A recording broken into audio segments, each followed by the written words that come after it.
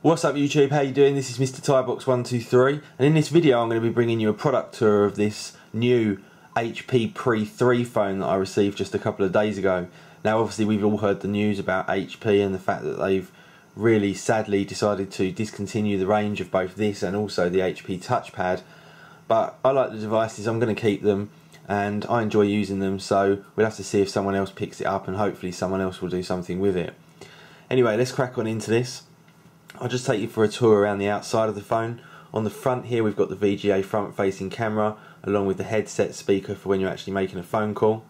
Along the bottom here we've got the touch gesture sensitive area of the screen, which means that we can actually do touch gestures across this specific area of the front of the device.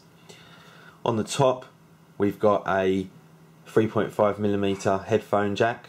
We've got the mute on off switch, and we've also got a power button here on the corner. On the side of the phone we've simply got a volume rocker, and that's the only thing on that side. And then on the other side of the phone all we've got is the micro USB slot input and output just there. On the back of the phone we've got the 5 megapixel camera that also records at 720p along with an LED flash, and then also a little slot here for the loudspeaker speakerphone when you've got it on loudspeaker. If we actually slide open the device we get the full size QWERTY keyboard, physical keyboard there on the bottom. There's no on-screen keyboard for this device at all, and opening up the phone is also one way to activate it. The second way we can do that is to simply use the power button on the corner of the device, and that will turn it on and off.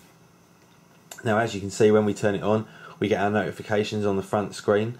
So in this case here we've actually got an email notification right there, and if you want to then go into the device we just drag up the lock and then we're straight into the WebOS operating system.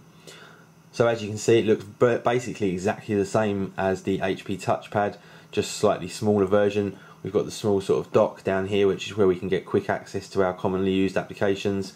We've got the Just Type box up here, which enables us to pretty much type anything, and it's going to search around the whole of the device and find all the things that are to do with whatever we've typed.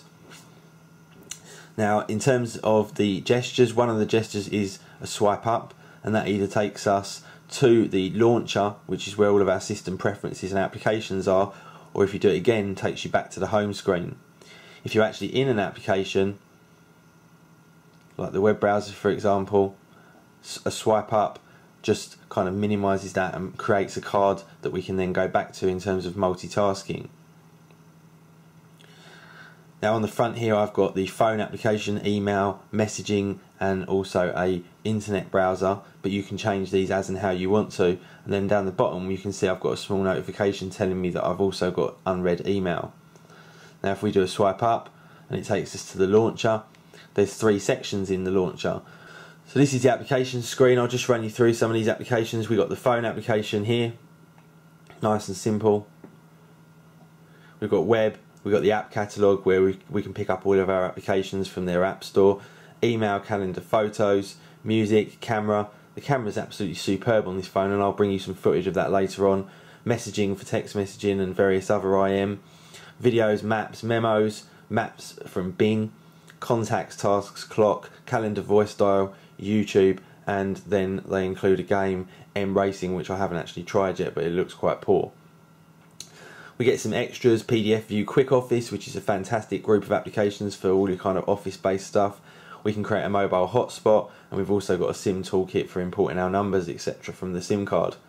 In terms of the system, this is really all of our preferences where we can control Wi-Fi, sounds, backgrounds, VPN, and all the kind of usual stuff that you would expect to have in the system options on a phone.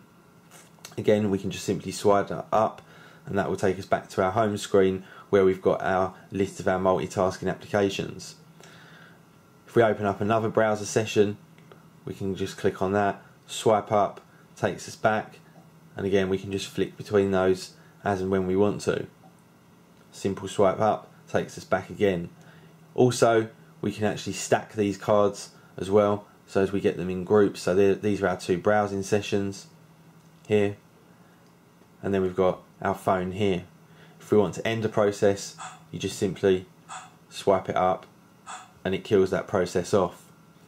Now if we actually open up a browser here, we can go to Facebook for example, and now if I want to I can actually go backwards by just simply swiping my finger along the bottom, or forwards, and that is one of the multi-touch gestures, just taking us backwards and forwards, and works really nicely, and is actually really nice addition to have on the phone, those multi-touch gestures. And again, to get rid of that, we can just swipe it off there. That's about it guys, that's the product tour for me. Now in the next video that I do, I'm going to be showing you how you do the touch and share between the phone and the HP touchpad. So that's going to be a really nice video because you can actually transfer calls directly between the two. Text messaging comes up on both devices, and in fact I'll give you a little brief taster of what we can also see in that. If I open a web page here on this device, go to the HP page for example, once that's loaded, there, the touchpad is now going to realise what application it is we've got open, and it's going to browse straight to that web page where we now share between the two. But anyway guys, that's for the next video. Thanks everyone for watching. If you like this video, subscribe for more, and I'll see you all in the next one. See ya.